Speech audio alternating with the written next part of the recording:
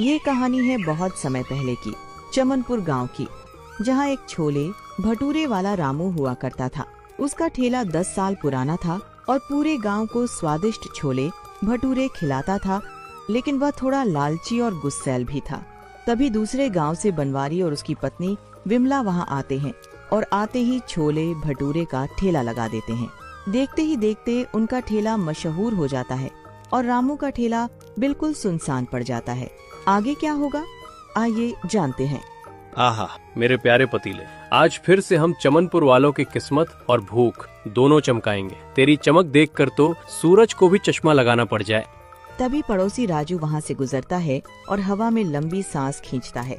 उफ रामू भाई, अभी तो भट्टी भी नहीं सुलगी और मसालों की खुशबू सीधे दिल में छेद कर रही है। आज छोलों में ऐसा क्या डाल दिया है? राजू भाई, ये रामू का हाथ है। आज मसालों में एक सीक्रेट तड़का मारा है, जो एक बार खाएगा वो अपनी उंगलियां क्या प्लेट तक चाट जाएगा। अरे वाह, तो फिर एक प्लेट मेरे लिए अभी बुक कर लो, पर भाई थोड़ा एक्स्ट्रा मक्खन डाल देना, दोस्ती के नाते। राजू भाई, दोस्ती अपनी जगह और मक्खन अपनी जगह। दोस्ती निभानी है तो 40 रुपए के कड़क नोट तैयार रखना। मेरी दुकान में उधार का मतलब उजाड़ होता है। तुम्हारी बातों में ही इतना स्वाद है रामू भाई कि आधा पेट तो बातों से ही भर जाता है। ठीक है, 40 रुपए ही सही, पर प्याज के 2 लच्छे ज्यादा डालना। सौदा मंजूर है। जाओ जल्दी हाथ धोकर आओ, वरना जब भीड़ आएगी तो रामू किसी का इंतजार नहीं करेगा। दोपहर के समय रामू के ठेले पर काफी भीड़ होती है और तभी उनमें से एक ग्राहक बोलता है, रामू भैया थोड़े छोले और डाल दो, तरी बहुत कम लग रही है। तरी? भाई साहब, इसे तरी कहकर इसका अपमान मत कीजिए। ये शुद्ध मसालों का अर्क है। ज्यादा डालूंगा तो आपको खाते ही नींद आ जाएगी, फिर आपका काम कौन करेगा? मैं आपके भले के लिए हाथ रोक कर डाल रहा हूँ। और ये प्याज इतना छोटा क्यों काटा है? चम्मच में भी नहीं आ रहा। ताकि आपके दांतों की एक्सरसाइज हो सके। आजकल लोग चबाना भूल गए हैं। छोटा प्याज होगा तो मेहनत ज्यादा होगी, मसूड़े मजबूत होंगे। और हाँ, अगर एक्स्ट्रा प्याज चाहिए तो 5 रुपए अलग से लगेंगे। प्याज के भी पैसे? ये तो ज्यादती है।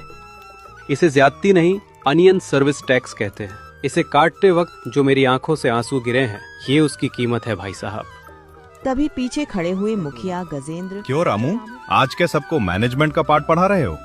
अरे जीजा जी, देखिए ना, लोग मेरी कंजूसी, मेरा मतलब है मेरी भलाई को समझ ही नहीं पा रहे हैं। क्यों रे रामू, चमनपुर में सुबह हो गई, पर मेरे हिस्से का मक्खन अभी तक कहाँ है? अरे जीजा जी, आपके लिए तो मैंने खास कुलचे मंगवाए हैं। आखिर इस गांव की हवा भी आपकी मर्जी से चलती है, तो मेरी दुकान की क्या मजाल कि आपको इंतजार कराए। वाह साले साहब, बातें तो तू बड़ी मक्खन जैसी करता है। बस याद रखना, जो मेरी शरण में है वही मजे में है। जीजा जी, बस अपना हाथ सिर पर रखना। सुना है कुछ नए लोग गांव में आ रहे हैं, कोई दुकान खोलने की हिम्मत ना करें। इसकी फिक्र तू मत कर। चमनपुर की जमीन मेरी है और कानून मेरा डंडा। कोई बाहरी परिंदा यहाँ पंख फैलाएगा तो मैं उसके पर कतर दूंगा। बस यही हौसला चाहिए था। आप बैठिए, मैं आपके लिए शाही थाली सजा कर लाता हूँ। जल्दी कर, भूख के मारे मेरे पेट में चूहे अब कबड्डी खेलने लगे हैं। मिलिए बनवारी और विमला से। दूर गांव से चलकर अब ये चमनपुर पहुँचे हैं। थकान है, मजबूरी है, पर दिल में अब भी एक उम्मीद बाकी है। अजी जरा रुकिए, पैर जवाब दे रहे हैं। हम चमनपुर तो आ गए, पर क्या यहाँ कोई हमें सिर छिपाने की जगह देगा या यहाँ से भी खाली हाथ लौटना होगा? हौसला रखो भाग्यवान, मेहनत करने वालों के लिए भगवान खुद रास्ता बनाता है। हमारे पास और कुछ न सही, पर खाना बनाने का हुनर तो है। उसी के दम पर हम फिर से खड़े होंगे। हुनर तो है, पर चूल्हा जलाने के लिए जमीन भी तो चाहिए। सुना है यहाँ का मुखिया गजेंद्र बड़ा सख्त आदमी है। सख्त होगा, पर इंसानी तो है। हम अपनी मजबूरी बताएंगे तो शायद पत्थर भी पिघल जाए। सुना तो मैंने भी है कि मुखिया जी बहुत न्याय प्रिय हैं। खैर, अब किस्मत यहाँ ले आई है तो चलिए उन्हीं के दरबार में हाजिरी लगाते हैं। चलो, जो होगा अच्छा होगा, बस तुम घबराना मत। और दोनों भारी कदमों से गांव की ओर चल देते हैं। चलते चलते बनवारी और उसकी पत्नी विमला आखिरकार रामू के ठेले पर पहुंच जाते हैं। भाई साहब प्रणाम, आपके हाथों में तो जादू है। क्या एक प्लेट छोले भटूरे मिल सकते हैं? पैसे मैं कल पक्का दे दूंगा। हम अभी इस गांव में नए आए हैं। कल? भाई साहब, आपने शायद दुकान का बोर्ड नहीं पढ़ा। मेरी डिक्शनरी में कल नाम का शब्द ही नहीं है। यहाँ नकद का नारायण चलता है और उधार का अंधकार। भाई, मेरी पत्नी बहुत भूखी है, बस एक प्लेट। देखो भाई, ये दुकान है, कोई लंगर नहीं। अगर सबको मुफ्त खिलाने लगा तो तो कल मुझे भी आपकी तरह साइकिल पर सामान लादकर गांव छोड़ना पड़ेगा। आगे बढ़िए। चलिए जी, यहाँ सिर्फ पैसों की भाषा समझी जाती है। कोई बात नहीं भाई साहब, उधार मांगकर मैंने भी गलती की। आपके दुकान की खुशबू ही इतनी लाजवाब है कि मेरा आधा पेट उसी से भर गया। ईश्वर आपके काम में बरकत दे। अजीब आदमी हो। जाओ जाओ, अपना रास्ता नापो। बनवारी मुस्कुराकर आगे बढ़ा जाता है और रामू उसे देखता रह जाता है। पत्नी विमला गांव के मुखिया गजेंद्र के पास पहुंच जाते हैं। तो तुम्हें चमनपुर में टिकाना चाहिए। देखो भाई, गांव के बीच में तो जगह सोने के भाव है, पर गांव के आखिरी छोर पर उस पुराने बरगद के पास एक सरकारी जमीन खाली है। पर मुखिया जी, वहाँ तो बहुत कटीली झाड़ियाँ और जंगली घास है, वहाँ रहना तो बहुत मुश्किल होगा। तो क्या बना बनाया महल दूं? मुफ्त की जमीन चाहिए तो मेहनत भी करनी होगी। झाड़ियाँ साफ करो और झोपड़ी डाल लो। जी, पर वहाँ तो बहुत सन्नाटा रहता है। देखो, रहना है तो रहो, वरना रास्ता नापो। पर याद रखना, चमनपुर में पत्ता भी मेरी मर्जी के बिना नहीं हिलता। जमीन सरकारी है पर हुकूमत मेरी है। गांव टैक्स समय पर पहुंच जाना चाहिए। जी मुखिया जी, जैसा आप कहे, आपका बहुत उपकार होगा।